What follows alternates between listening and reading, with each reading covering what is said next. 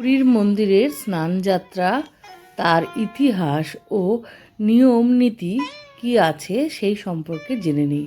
কদিন আগেই হয়ে গিয়েছে এই স্নানযাত্রা উৎসব। এই স্নানযাত্রা উৎসব পুরীতে বিশেষ এক উৎসব। এই স্নানযাত্রার ঠিক 15 দিন পরেই রথযাত্রা। কিন্তু 2024 সালে অর্থাৎ এই বছর প্রভু জগন্নাথ স্নানযাত্রার 15 দিনের বদলে 13 দিন পরে দর্শন দেবেন তার ভক্তদের সামনে। এর কারণ আছে, সেই কারণটা নিয়ে আজকের বিশ্লেষণ। এই প্রাচীন মতে স্বয়ংভূ মনুর যজ্ঞ হয়েছিল, তার ফলেই আমাদের সামনে জগন্নাথ প্রভুর উদ্ভাবনা। প্রাচীন মতে দ্বারকার মা রোহিণী কৃষ্ণ, বলদেব ও সুভদ্রা তিনজনকে নিয়েই গল্প করছিলেন বৃন্দাবনের নানা ঘটনার কথা। তা শুনেই তিনজনের শরীরে এক শিহরণ জাগে এবং শরীর কুঞ্চিত হয়ে যায়। তারই রূপ এই জগন্নাথ, বলরাম, সুভদ্রা দেবেন। ঠিক জগন্নাথ প্রভু স্নান করানোর পর তাঁদেরকে এই গজবেশ বা হস্তিবেশ পরানো হয়। 2024 সালে কিছু নিয়মের অন্যথা হয়েছে, অর্থাৎ জ্যোতিষ অনুযায়ী অমাবস্যা থেকে পূর্ণিমা পর্যন্ত সময় লাগে 15 দিন, আবার পূর্ণিমা থেকে অমাবস্যা হতে সময় লাগে 15 দিন। এই পুরো চলাটাকে একটা পক্ষ বলে। সূর্য ও চাঁদের দূরত্ব বৃদ্ধির ফলে তিথি নিয়মের পরিবর্তন হয়। মূলত চাঁদের গতির পার্থক্যের জন্য এই 15 দিনের জায়গায় 13 দিনই ধার্য হয়েছে।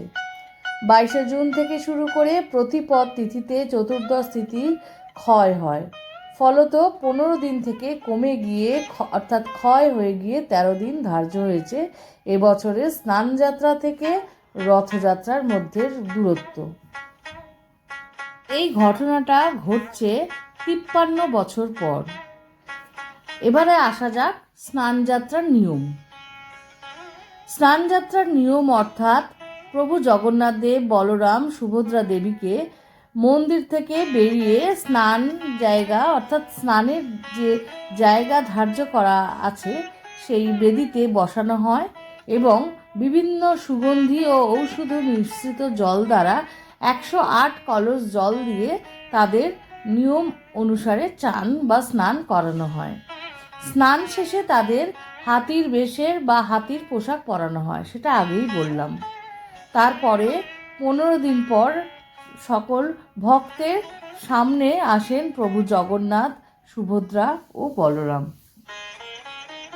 যখন 108 কলস জল ঢেলে তাদের স্নান করানো হয় সুগন্ধি ও বিভিন্ন রকম ঔষধি মিশ্রিত সেই জল দিয়ে, তার পরবর্তীতে জগন্নাথ দেবের জ্বর হয় বা তাদের শরীর অসুস্থ হয়ে যায়।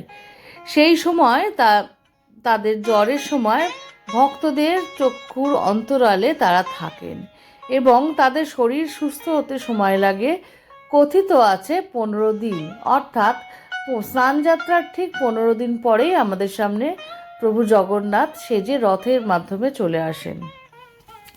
প্রাচীন মতে দ্বারকার মা রোহিণী কৃষ্ণ, সুভদ্রা ও বলরাম তাদেরকে বৃন্দাবনের বিভিন্ন রকম কাহিনী শোনাচ্ছিলেন এবং সেই কাহিনী শুনে তারা খুবই রোমাঞ্চিত হয়, তাদের সারা শরীর কুঞ্চিত হয়ে যায়। এই রূপই আমাদের জগন্নাথ, বলরাম, সুভদ্রা। সেই সময় অর্থাৎ সেই পুরাকালে ঋষিমুনি নারদ বলরাম জগন্নাথ দেবের এই রূপ দেখে রাজা ইন্দ্রদ্যুম্নকে বলেন এই রূপের উপাসনা করতে। তার পরবর্তীতেই রাজা ইন্দ্রদ্যুম্ন জগন্নাথ দেবের উপাসনা করেন। কথিত আছে।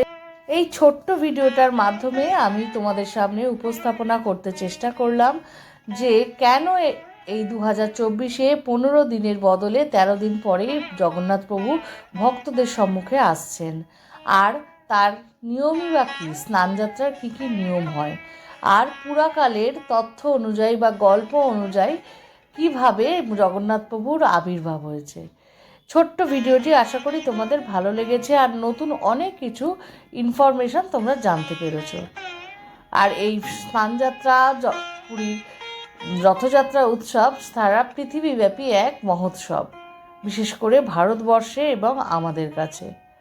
এই ছোট্ট ভিডিওটা ভালো লাগলে লাইক, শেয়ার, সাবস্ক্রাইব করো, সঙ্গে থেকো।